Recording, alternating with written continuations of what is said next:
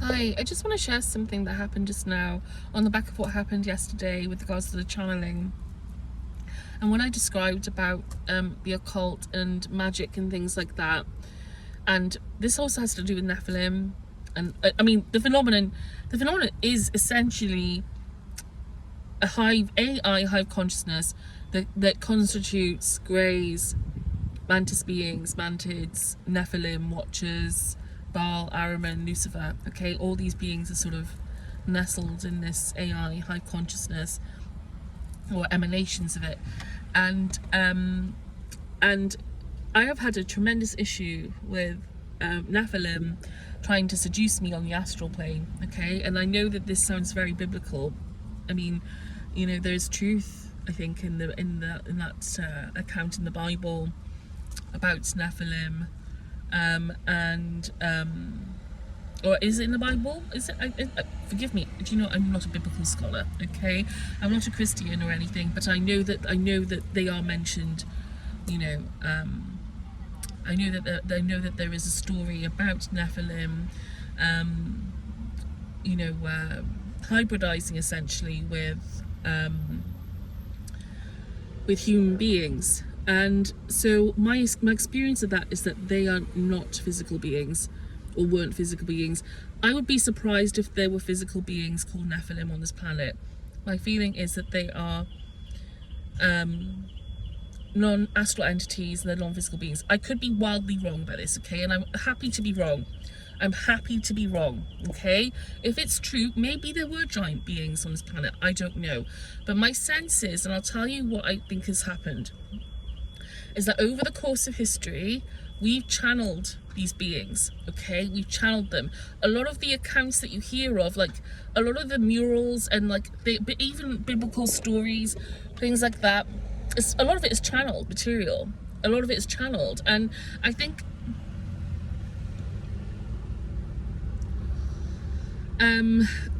obviously, whilst I can't say for sure that Nephilim were never physical beings, my feeling is based on experience that they are physical beings. They are non-physical. They're very big. They are giant. You know, they're big. Okay. They appear in white light.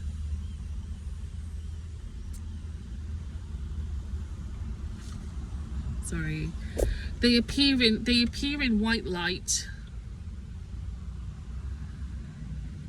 Sorry, there's a lot of street theatre going on around me, so it's very difficult to concentrate sometimes when I'm talking. They appear in white light. They're very big. They make you feel like you're a lot smaller than I mean, that's how it, obviously, okay, because how it appears is that you're on the astral with them, okay, and so they try and sleep with you. Basically, they try and seduce you on the astral, okay. I've had that happen many times.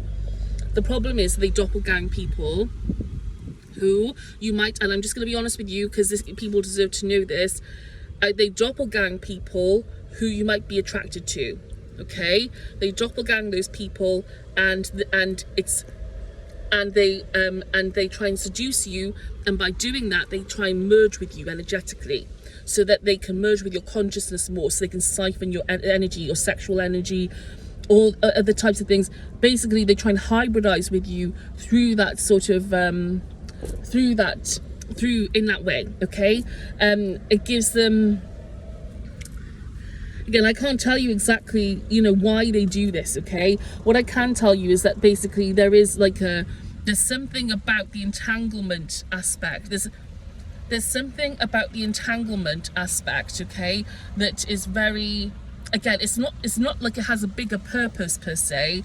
It's just the act of entanglement. I really think that these are like basically, I mean, sexual,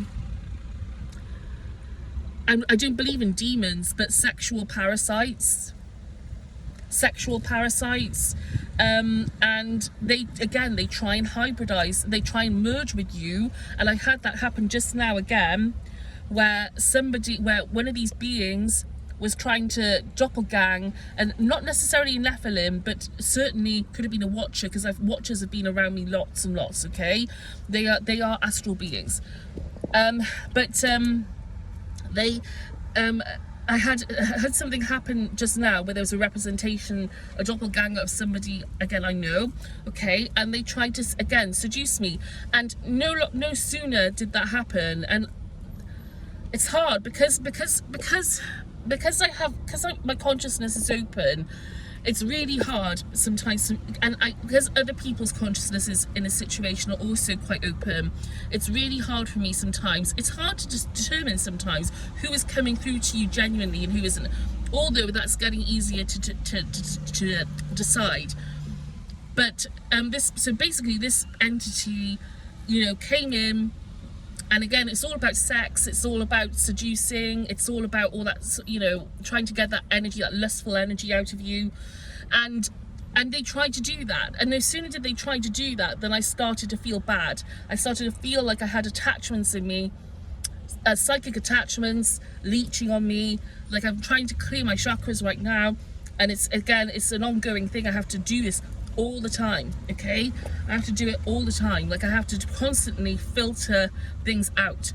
And so I just want to tell you about this, okay, because it's important. There are people out there who won't have a clue what I'm talking about if they watch this video, but there are also people who will, and someday, and I tell you what, somebody gave me the idea like a short while ago, even if people don't understand what I'm talking about, I think there will come a time on the planet when whoever is in this population, okay, will have to reckon with, we'll have to explore, we'll go on these sorts of consciousness journeys, okay, and people need to be aware of these entities, okay, they need to be aware of them. They need to be aware. And so again, sharing this information, again, it's not about, don't worry about opening up consciously. It's great to open up your consciousness. It's fantastic to open up your consciousness. Please do it. Seek God, seek truth, seek adventures, okay? Seek it, please.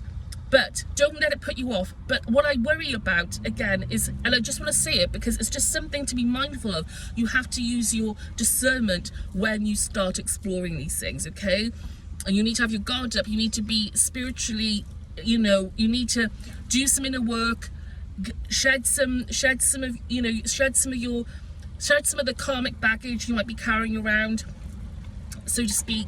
And also, again, set your intention to transcend these beings and seek God, all that is.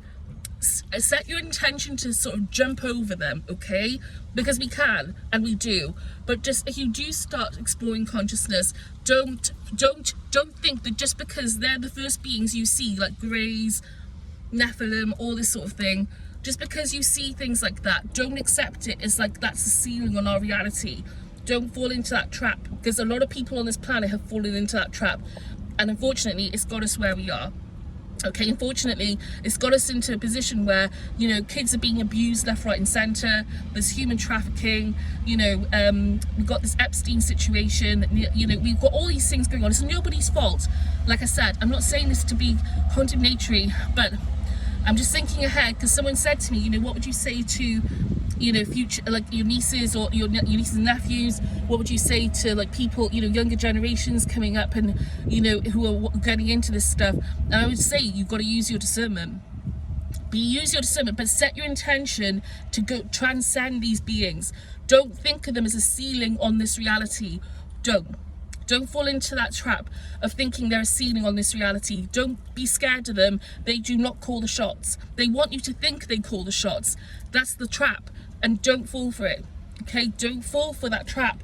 Don't think that that's it, okay? Because it isn't, that isn't it.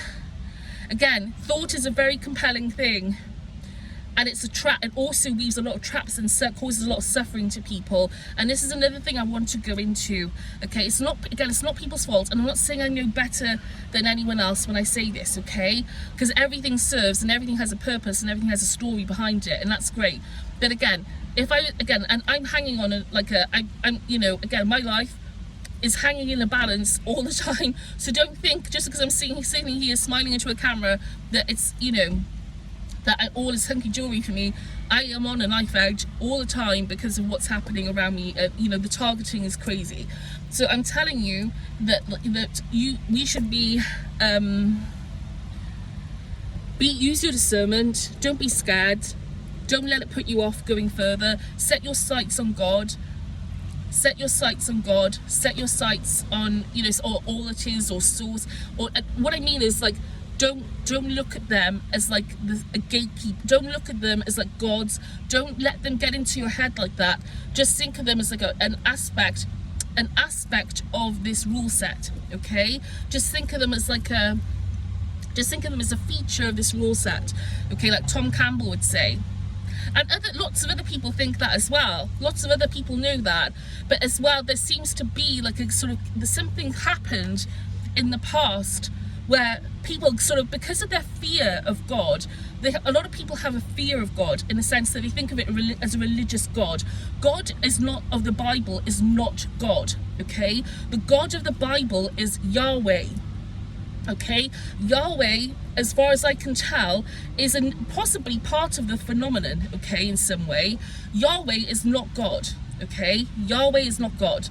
When I say that, though, again, people have different words for God, and that's fine. And if you want to call Yahweh God, that's fine. What I'm trying to say is that the God of the Bible is not a representation of all it is. It isn't. And I'm just going to take back what I said about Yahweh for a minute, okay? Because if you want to call it Yahweh, that's fine. What I'm saying is, though, the depiction of God, and it could be because of poor translation of the channelings, it could be all sorts of reasons why it's misrepresented, okay? But God's source, all it is unconditionally loving to all its creation, all unconditionally loving to all. So again, don't be, I think at some point in the past, people were put off this idea of seeking God because of the fact they thought they had some sort of like religious trauma, which I can understand, because I have that as well. And religious trauma, the dogma, all that sort of thing. Like, people are put off religion, they're put off the idea of a God that sat there with a gavel on like judging everyone left, right and centre. And it's pushed people in another direction. And a lot of people were driven towards Satanism, which is more about self-empowerment and more about sort of like the self and individualism and that sort of thing, okay, and the mind and intellectualism, okay. But also there is, unfortunately, with that sort of cocooning oneself off from other aspects of the beyond, and also inheriting ideas about, and don't get me wrong, they're great ideas, and goodness me, some good things have come out of all sorts of things in these, I'm not going to say that secret societies there haven't been things that haven't been contributed in the world because of secret societies, okay. My granddad was a Freemason, but I kind of know, again, like, that everything serves. I've been shown that many times, and I've had to make peace with the fact that, again, whilst sometimes things look as if they're really bad, there is also always something that you can get out of it, okay. And that's not easy to do all the time. But again, however, with that said, the whole thing has become toxic, and it needs to open up, and we need to start sharing insights about consciousness with the rest of the planet, and that's the whole idea. I just want to say one more thing. Okay, and another thing that happened, and going back to the magic aspect of the phenomenon, the mantid being I saw yesterday, and feeling their presence still with me. There was something interesting that happened after I recorded that. Somebody was obviously probably watching my video, or not watching. There was something about the videos I posted yesterday, and there was, how can I say, sorry, there's a lorry driving past. As I was driving down the road, I could see my reflection in front of me, okay? And I could hear someone saying about me loving myself and me wanting to look in the mirror and all sorts of things, like trying to get me to like feel narcissistic and self-absorbed and all this rubbish, which is not true, okay? It was like that magic, and I'm telling you, that came from these beings. 100% it came from these beings. That's the sort, again, with this recall, that's exactly the sort of thing that they do. You know, that's exactly the sort of thing that they would do. Okay, they're trying to maintain a hold on us in some ways through, like I said, technology and our lack of awareness about consciousness. We would be so much better off if we opened up that insight on this planet. But again, even if we don't do that, there's the reason why, and everything serves. Okay, so again, I just wanted to share some of those things with you. They are very cerebral, very strong psychics. These beings, very, very cerebral, very intelligent, very strong psychically. You know, again, and again, I can see how we have been influenced by them. I can see how we've been influenced by them, okay, in some ways. All right. So again, but we don't have to take, again, don't think that they rule the roost, because they don't. They don't rule the roost, okay? They don't rule the roost, okay? They want you to think they rule the roost because they can give them too many seats at the table for too long. But we can take those seats back. We can take those seats back. You know, we can say, well, thank you for the lessons. It's time, you know, we know you're there. Thanks for the lessons, but we're going to try and move on now. It's time for humanity to move on. It's time for us to shake things up and remove this influence from our world, to stop all the trauma, break this cycle of trauma for once and for all, for the sake of all beings. Use consciousness, insight and compassion to transcend their influence once and for all, okay? Again, we can do it. Okay, when I say once and for all, again, it's not going to be like that, and it's not a linear thing, okay? I understand that, and I'm speaking very generally. But yes, I really think that this would really help humanity. If we could get this insight out into the open, it would save a lot of people, a lot of trauma, a lot of lives would be saved, and also it would help us all move on, okay? Because there are so many other things that we could be doing, so many other things we could be doing with our time. So many other things, you know, so many other things, like so many, okay? And again, like, yeah, there's so much more we could do. So much more we could do, like so much more. So it would just help the quality of our lives would improve dramatically. Our priorities would change. We could explore space. We could explore consciousness, as Bill Hicks said. We could go within, go without, have a good time with all that, because there's plenty to do in that sense. You know, and again, like, we could really put this stuff to rest. And as we go into these planetary changes, this is becoming more and more an important issue, okay? It's an urgent issue. It's an urgent issue because of this AI influence, because of the way they're trying to harvest people's energy from social media and from all these different technologies. I'm worried they're going to try and extend their influence more and more. No Neuralink. Don't put chips in your brains, people. That's the last thing I'll say. No Neuralink. Don't do it, please. Don't do it, okay? You have an innate consciousness that you can use to do all the things that Neuralink promises and more, okay? You don't need to put chips in your brains, okay? Again, if you want to do that, you end up doing that, that's great, okay? But try not to do it. Don't do it, okay? Don't do it. Don't do it if you can help it. It keeps people stuck in their ego. And that's not a bad thing, okay? I'm not saying the ego is bad, but what I'm trying to say is it keeps us rooted in our insecurities, and it makes us think that, like, this idea of godlike powers and Jesus-like powers that people have spoken about, that these things given, again, it sounds like a fix-all. And the thing is, what we need to be looking at is what is driving this behavior. Like, what is it? What are our insecurities that make us want to have godlike powers and Jesus, and do Jesus-like miracles? What is the story? What is the root? What is, like, the narrative? What is driving that behavior? And that's really where the good stuff or the story is. The surface stuff isn't really the story. The story is really the root of things. Okay, at the root of what's driving that behavior. That's where we need to be looking. That's where the work is for us as human beings. You know, we don't have a lot of time to do that in a lifetime. You know, people are very busy doing what they're doing, and it all matters. It all matters. And that's the crazy thing, that's the paradox, is that it all matters, okay? You know, it all matters, it all counts, okay? And so again, there is that paradox. But please, like I said, you know, I just say to people, like, we need to, you know, don't just be careful, use your discernment if you do go off exploring, but don't be afraid, and set your intentions higher. Set your intentions to transcend them. Don't give in to them. Don't be a lure of the fun. I can't wait for disclosure on this planet, whether it might be after I've gone, that it happens properly, and it most likely will at this rate.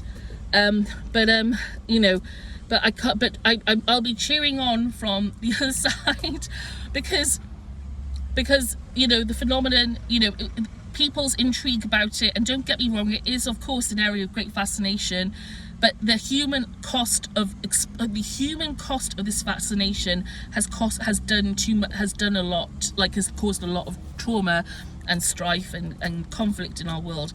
And so it's time to wrap it up. It's time to use what we've learned, take it, incorporate it. And I sound like I'm the only person who thinks this. I know there are plenty of other people out there who believe the same thing, okay, and that's great, and they're working towards it right now. I've just got to tell you from my vantage point as a target and experiencer, and also somebody who's been you know, this attempted hybridization nonsense, you know, I've just got to tell you, like, from my point of view, what I think might be useful, okay? Because I don't want to see I don't want to see anyone in my position ever again. Okay, I don't want to see anyone or anyone being trafficked or any, you know, again, and a lot of people want the same thing, but this shouldn't happen to anyone, or any of this stuff happen to anyone ever again.